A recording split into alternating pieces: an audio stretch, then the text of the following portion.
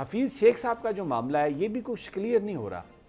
अगर हफीज़ शेख साहब की वजह से महंगाई है, हफीज़ शेख साहब एक नाकाम वज़ीर ख़जाना थे, तो उनको सेनेट का इलेक्शन क्यों लड़वाने का फ़ैसला किया गया। मैं ये जो टाइम लाइन है मैं आपको वो हम उसको देखते हैं और फिर इस पर बात करते हैं। ये देखें, एक 12 फरवरी में को इन्होंने फवाद चौधरी साहब जो वफाकी वज़ीर हैं, इन्होंने एक ट्वीट किया जिसमें उन्होंने कहा कि जो हफीज़ शेख साहब हैं ये सेनेट के उम्मीदवार होंगे। और इससे पहले जब इनको वज़ीर बनाया गया था, वो एक कोर्ट के फ़ैसले के बाद जिसमें एडवाइज़र्स के इख्तियारात के हवाले से बात की गई थी, तो उसमें ये कहा गया था कि अब ये 6 महीने के अंदर अंदर जून तक ये किसी सीट से इलेक्शन लड़ेंगे, MNA या सेनेटर मुंतखब होंगे तो वज़ीर ये अपनी वजारत को जारी रख सकेंगे।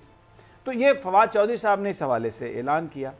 अच्छा, फिर जब इलेक्शन हार गए हफीज़ शेख साहब, तो भी उसके बाद यही कहा गया कि वज़ीर ख़जाना जो हैं वो हफीज़ शेख साहब ही रहेंगे। ये पूरा मीडिया में छपा, PTI के कायदीन ने कहा। अच्छा, बात यहाँ पर नहीं ख़त्म हुई। 25 मार्च को हमने एक इंटरव्यू किया शेख रशीद साहब का, जिसमें शेख रशीद साहब ने प्राइम मिनिस्टर को कोट करते हुए ये बात कही कि हफीज़ शेख साहब ही वज़ीर ख़जाना रहेंगे। मैं आपको वो उनकी गुफ्तगू का हिस्सा सुनवा देता हूँ। अब हफीज़ शेख साहब तो सेनेट का इलेक्शन हार गए हैं, तो 6 महीने के अंदर अंदर इन्होंने इलेक्शन जीतना है या फिर ये अपने ओहदे से हटेंगे, तो कोई इस हवाले से भी कोई स्ट्रेटजी है या इनको दोबारा वो ही वज़ीर ख़जाना रहेंगे और वो इलेक्शन लड़ने जा रहे हैं।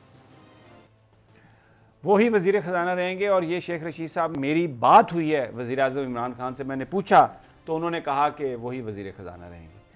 अच्छा, अब अचानक ये फ़ैसला हो गया कि उनको फिर हटा दिया गया। तो जिस वक्त उनको हटाया गया तो मैं आपको शिबली फराज साहब का एक इंटरव्यू जो उन्होंने एक टेलीविज़न पर दिया, उनकी मैं गुफ्तगू सुनाता हूँ, जिसमें उन्होंने कहा कि ये महंगाई और ये जो सारा मामला ख़राब हुआ, इस वजह से हफीज़ शेख साहब को हटाया गया। ज़रा सुन लें वो क्या फरमा रहे हैं शिबली फराज साहब, वफाकी वज़ीर इत्तलात व नशरियात। प्राइम मिनिस्टर साहब को हमेशा उनकी पूरी ज़िंदगी, पूरी उनकी जो सियासत का जो महवर है वो गरीब लोग हैं। और जो महंगाई हो गई थी और जो महंगाई और डिवैल्यूएशन हुई, ये सारी चीज़ें देखकर प्राइम मिनिस्टर साहब ने फैसला किया है कि वो एक नई टीम लाएं, क्योंकि कोविड का भी 3rd वेव बड़ी शिद्दत से जारी है। तो प्राइम मिनिस्टर साहब ने एक नई फाइनेंस टीम तश्कील दी है, जिसको जो है तो वो अमाद अजहर जो है तो हेड करेंगे। तो सर, हफीज़ शेख साहब, आपने कहा कि क्योंकि महंगाई बढ़ रही थी, मामला तो उस तरह से सही से नहीं चल रहे थे, इस वजह से हम्माद अजहर साहब को आगे लाया जा रहा है, उनको इजाफी कलम ध्यान दिया जा रहा है। तो सर, ये बात तस्लीम कर ली गई है कि ये तमाम गलतियां, ये माशी तौर पर जो ये बहरान आ रहा था, ये हफीज़ शेख साहब की पॉलिसीज़ की गलतियां थी। सर देखिए जी, पॉलिसीज तो ज़ाहिर है फाइनेंस मिनिस्टर, फिर ख़ास तौर पे हमारे मुल्क का फाइनेंस मिनिस्टर, ये एक बड़ी अहम और चैलेंजिंग पोजीशन है। तो इसमें जो फैसले होने होते हैं वो ज़ाहिर है कि आपने अपने मुल्क की रियलिटीज़ के मुताबिक फ़ैसले करने होते हैं।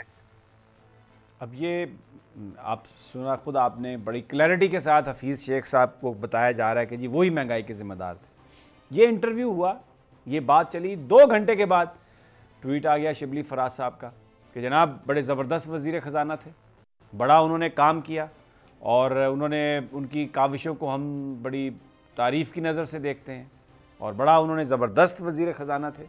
ये उन्हीं का ट्वीट है जो 1 घंटा पहले कह रहे थे कि जी वो महंगाई के ज़िम्मेदार हैं और वज़ीर आज़म अच्छी मुआशी टीम लाना चाहते थे।